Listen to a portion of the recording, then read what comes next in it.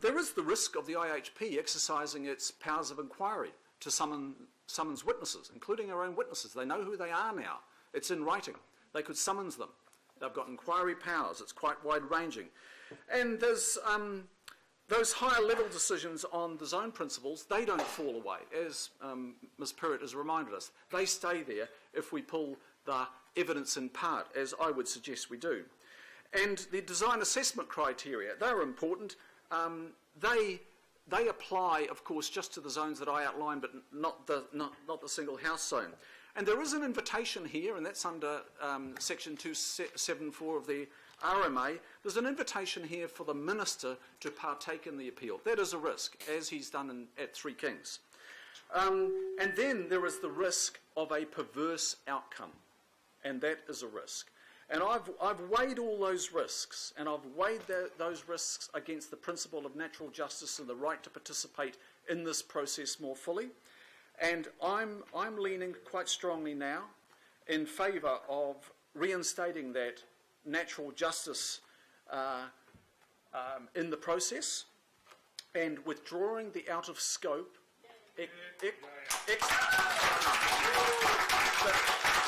withdrawing the out of scope in part, so part of our evidence, but I would have to make the point, and I'm happy to work with Councillor Quacks on not the out of scopes that relate to errors and anomalies. So we have filed corrections and clarifications on anomalies. They include such things as picking up a public open space zoning that was mistakenly zoned residential.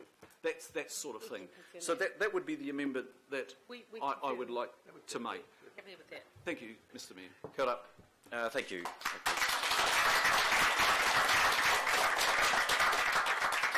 I move that the motion now be put. Okay, procedural motion. We have a procedural motion, and I will move that. Division. All those in seconder, please. Yep.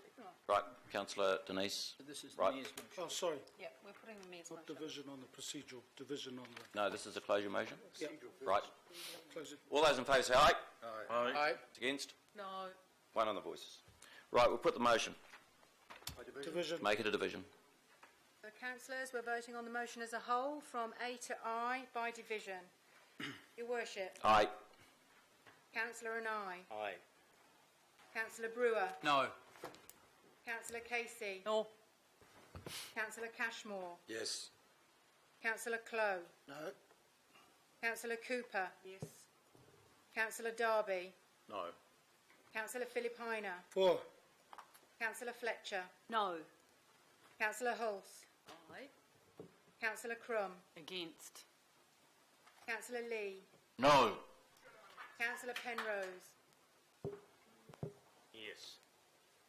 Councillor Quacks. No. Councillor Stewart. No. Councillor Sir John Walker. No. Councillor Wayne Walker. No. Councillor Watson. No. Councillor Webster. Yes. Councillor Wood. No.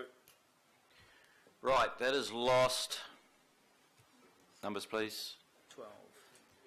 13-8.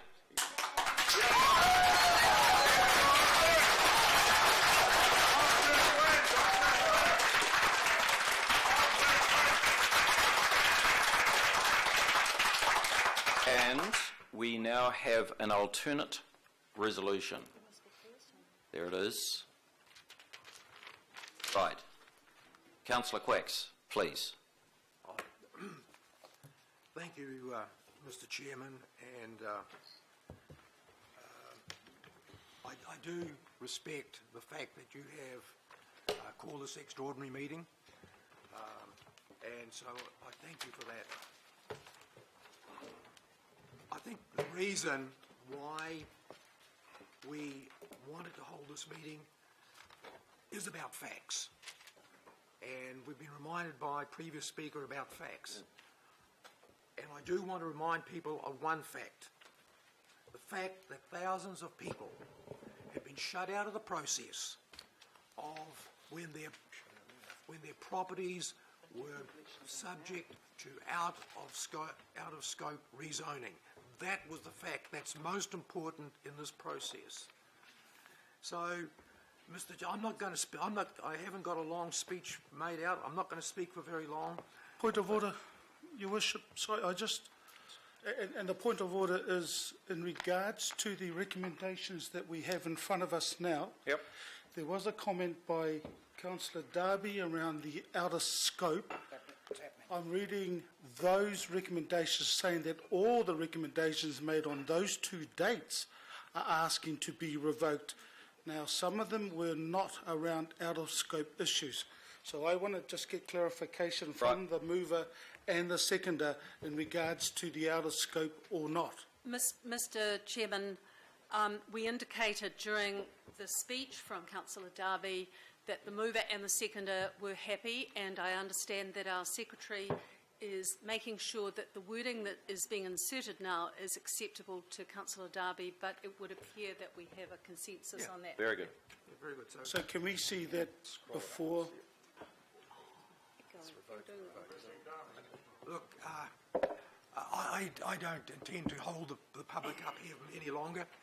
They've been here since 2 o'clock this afternoon, as we all have. And look, and I don't see this as any reflection on the staff. You know, I went to a bunch of meetings back in 2013, and you know, I've got to say that Penny Perrott was there sometimes on her own without any political cover. In front of some pretty hostile crowds, and so, you know, I don't have any beef with the staff. What I do have is the process. I think that's been wrong, and so this is not about the narrative intensification, as some people have tried to characterise. Again, it's a matter of process. It's not whether you can build whether apartment buildings are better than single house or whatever. It's not about that. And it was done that there was been no consultation. If you saw the maps early on, when the plan was notified, you would have looked at them and said, "Oh well, that's good. My property hasn't been affected, or the properties in my community haven't been affected." So check the submission, satisfied themselves that they're okay with the zonings, and they would have been absolutely justified in being outraged when they saw some of the wide-ranging changes that have occurred. And as I understand natural justice to be, that every person who was affected by far-reaching changes to her property or his neighbourhood or her neighbourhood should have a right to be heard. And they haven't been given a right to be heard, and that is wrong. And in this case, the principle of natural justice has just been cast aside. There's been suggestions made by some that look, we might have a conflict of interest on some issues. Look, if my conflict of interest is supporting the constituents of my ward or anybody else has that is, I'll plead guilty to that conflict of interest. I don't have a conflict of interest on this matter at all, and so for some people to have made that suggestion just isn't right. Lastly, I just want to say that I believe that we shouldn't succumb to the latest planning fads. What we need to do is make sure that whatever we do, the people of Auckland are prepared to come along with us. And so, Mr Chairman, I again just want to thank you for your indulgence by calling this extraordinary meeting and letting us have a say on this matter and letting us represent those thousands of people that didn't get a say when their houses were rezoned out of scope. Right, Councillor Crump.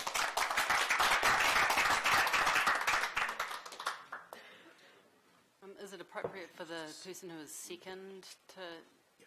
Of course. Did you have your hand up already? I did, but I'm happy to defer to you if you... No, I've got you next. That's all right. Councillor, the second, I've got you too. Okay, thanks, Mr. Chairman. I do recall getting a light hand slap when I referred to many months ago a debate that went for several hours, and we'd been told by senior staff that it's at a cost of $20,000 an hour, and that was retracted late after the piece. This has been going on for over 5 hours. Really, really unprecedented, especially to get to a debate on something that we've all known is coming. This has been foreshadowed, not just today, but I'd say many days ago. Those of us who are supporting these particular sets of resolutions have been experiencing hand slapping in other different ways and variations, and I'm not going to choose to refer to them as hand slapping anymore. I'll talk about myths. And myth number one is that we're anti-unitary plan. That is not at all the case. And if anyone around this table wants to put up their hand and say that they're anti the unitary plan, go ahead. And I suspect there'll be not one. The other is that we're NIMBYs. Not in my backyard. Well, go have a look at my particular ward, which has some of the most intense intensification in all of Auckland, and tell me I'm NIMBY. I have supported the unitary plan process in the draft, in the proposed, and to call me NIMBY at this stage is ridiculous.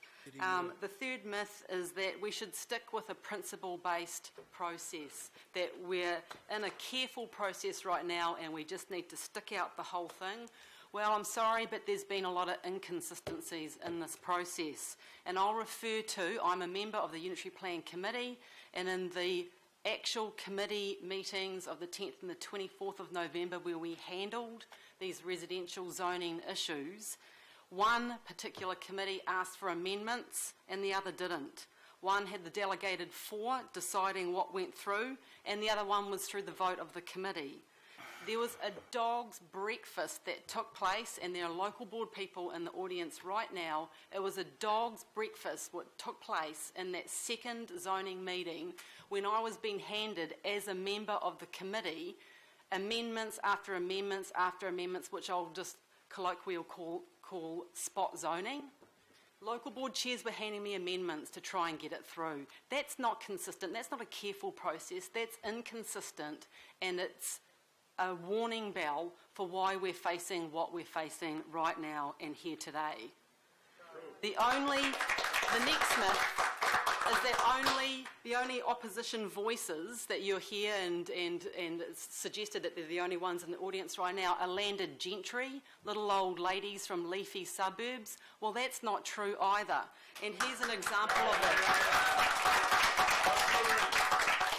It's suggested that if you're young and liberal and you're in professional services, then you're intelligently beyond this debate. This debate is just with little old leafy ladies in suburbs. Well, I've got some evidence here, my own evidence, and I'm being very careful for what we're being told in terms of conflict of interest, so I'm not going to say at all what I feel about what these people have emailed me on and their particular streets. I remain open.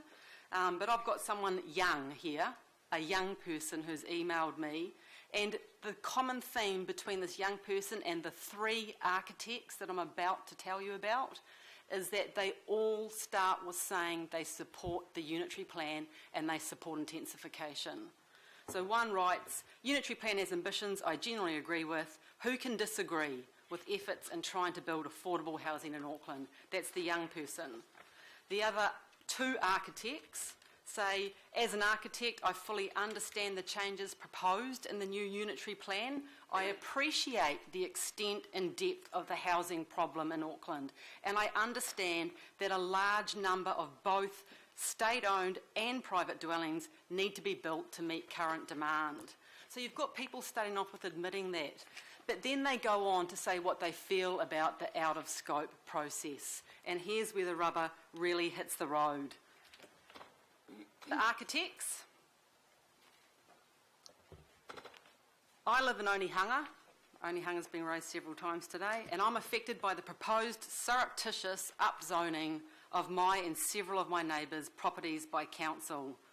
My early career spanned many years as a senior planner for Auckland City Council, so I am fully aware of the planning and legal arguments concerning the rezoning and have never encountered anything as outrageous as what has now been attempted.